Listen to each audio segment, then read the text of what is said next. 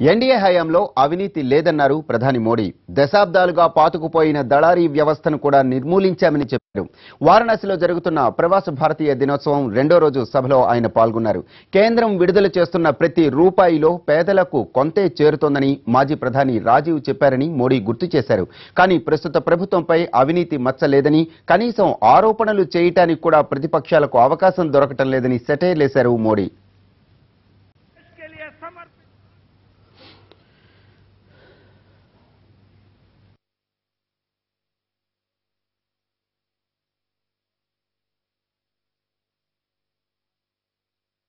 साथियों, आप में से अनेक लोगों ने हमारे देश के एक पूर्व प्रधानमंत्री की भ्रष्टाचार को लेकर कही एक बात जरूर सुनी होगी। उन्होंने कहा था कि केंद्र सरकार दिल्ली से जो पैसे भेजती है उसका सिर्फ 15% ही लोगों तक पहुंच पाता है। अगर दिल्ली से 1 रुपया निकलता है तो 15 पैसा गांव में पहुंचता है, 85 पैसे छूमंतर हो जाते हैं। ये एक भूतपूर्व प्रधानमंत्री ने हमारे देश में कहा था। इतने वर्ष तक देश पर जिस पार्टी ने शासन किया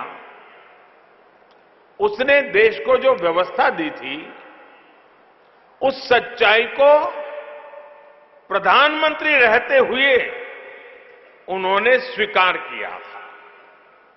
लेकिन अफसोस ये रहा कि बाद के अपने 10-15 साल के शासन में भी इस लूट को, इस लीकेज को बंद करने का प्रयास नहीं किया गया। భారతీయ సాంప్రదాయాన్ని ప్రపంచమంతా గౌరవిస్తున్నారు విదేశీ వ్యవహారాల మంత్రి సుష్మా స్వరాజ్ అన్నారు. వారణాసిలో జరుగుతున్న ప్రవాస భారతీయుల సదస్సులో పాల్గొన్న సుష్మా టర్కీలో ఓ భారతీయ జంటకు ఎదురైన అనుభవాన్ని వివరించారు. और आप स्वयं इसके साक्षी हैं। ऐसा एक अनुभव प्राप्त करते हुए एक व्यक्ति मुझसे कुछ दिन पहले मिलने आए थे। मैं इस प्रसंग को कई जगह कह चुकी हूं, आज दोहराना चाहती हूं। उन्होंने आकर मुझसे कहा कि दीदी, मैं अपने परिवार के साथ कुछ दिन पहले टर्की घूमने गया था। एक रेस्टोरेंट में बैठकर हम लोग खाना खा रहे थे। सामने की मेज पर एक टर्किश परिवार बैठा था। मेरी पत्नी ने साड़ी पहन रखी थी और बिंदी लगाई हुई थी। तो पहले तो उन्होंने हमारी तरफ देखा, फिर वो 5 मिनट आपस में कुछ बात करते रहे। उसके बाद हमारे पास आए। बहुत ज्यादा अंग्रेजी नहीं जानते थे, पर ये कहा हमें देखकर, फ्रॉम इंडिया? तो हमने कहा यस।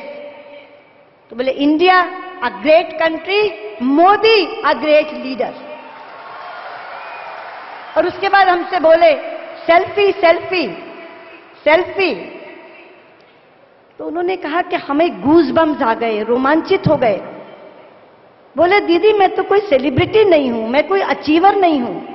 एक साधारण भारतीय के नाते टूरिस्ट होकर के वहां गया था, लेकिन वहां मेरे भारत का सिर्फ मेरी पत्नी के लिबास से भारत की पहचान देखकर वो हमारे पास आकर हमसे सेल्फी लेने की बात करते हैं। इससे बड़ी और भारत की प्रतिष्ठा और साख भारत के बाहर क्या हो सकता है।